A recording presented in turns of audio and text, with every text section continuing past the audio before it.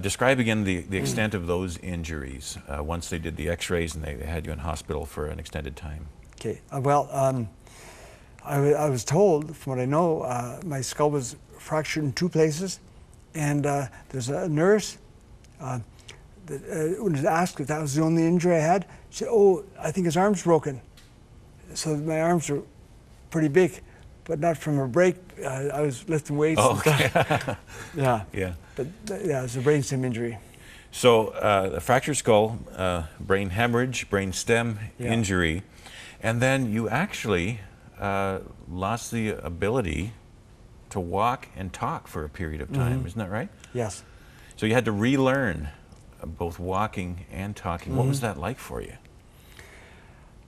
My memory, I do remember, I always had that drive. I remember doing my first chin up in bed when I came to, and it was tough going. The speech and the balance, they were affected mostly. One side of my brain, I forget which side, but yeah, it was tough going. But before I fell, I was on the throne of my life. Now it was the Lord's turn. So I needed to humble myself and learn all over again with Him in the driver's seat now. So more than just learning to walk and talk all over again, it was actually God somehow used that accident to have you learn about Him all over again and to really deepen your faith in Him. Yes, I was saved, but just saved. There's the difference between Jesus being the Savior and being the Lord of our lives, isn't there? Yes, exactly. He became the Lord, which He is to this day. Wow. And is there still some lingering effects of the injury at all? When I minister in the Philippines, and I walk through the palenques of the market, the Filipinos don't know that I understand Tagalog, so I'll hear lasing siya, lasing siya. That means he's drunk. They're watching my walk. When I'm tired, it's hard to walk properly. Right. And if they come near me and I'm speaking and I'm tired, it sounds like I'm speaking drunk. Yeah. So I learned to live with that. Yeah. Inside, I know where I am with the Lord. So there's still some effects in your walking and talking slightly, but you're able to communicate the love of God for sure. And you mentioned the Philippines, and so that's jumping ahead a bit because you felt after that accident and starting to recover, you felt called of God to go to Bible college for one, and then to the Philippines. Tell us how that calling happened. That's quite a change. Well, first of all, being called to Prairie Bible Institute, definitely called. Went there for 4 years. My second year, first year was spent in the summer with Northern Canada Evangelical Mission. I love the outdoors. I love working with the Indians and those kind of people.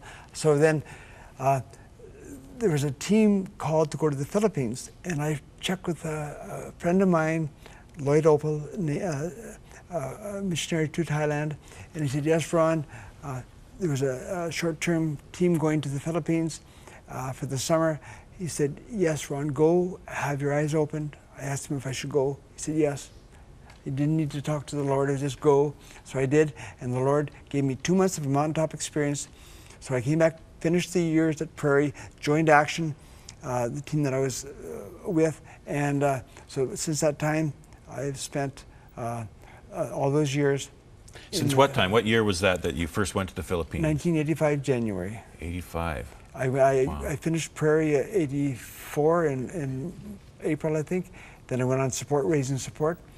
I didn't have enough, but back then we didn't need 100%. Yeah. You needed missionaries, so I went with about 90%. Wow. Yeah. So over 25 years, you've been serving there in the Philippines. That's incredible. And so you brought some pictures because you work with street kids mainly, right?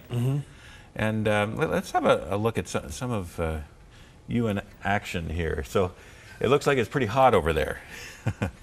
Yes, but if you don't sweat, you shouldn't go because you need to cool your body off with sweating. Right. Yeah. I think you're holding flip-flops or something there in your hand. Yes, that was when I worked at Calgary Chapel, and we'd give out free chinelas or flip-flops, I can call them, to the kids.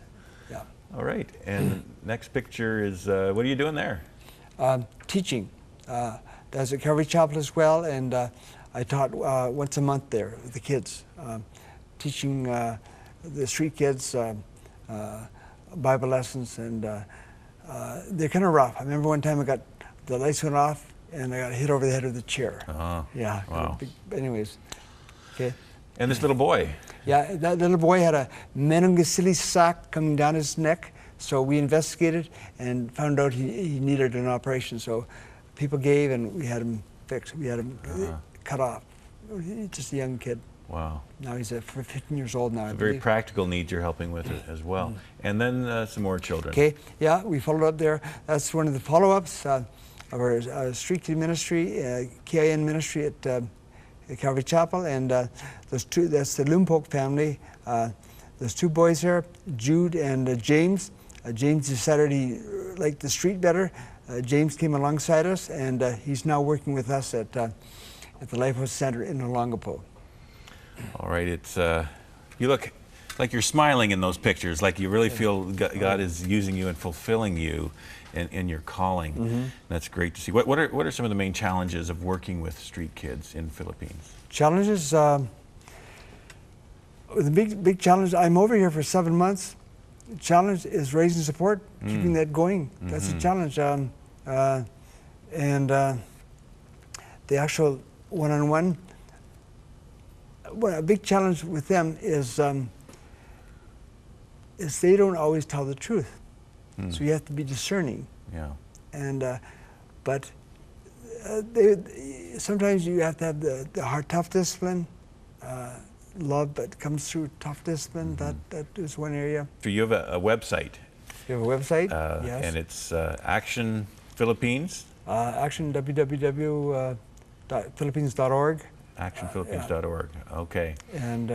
And so people can connect, find out more about your organization and what the ministry is doing over there. And well, Ron, it's been great hearing your story. God has brought you through a lot, and He's continuing to use you and write new chapters of your life as you give yourself so fully and so lovingly to the kids there in the Philippines. God bless you on your continued work.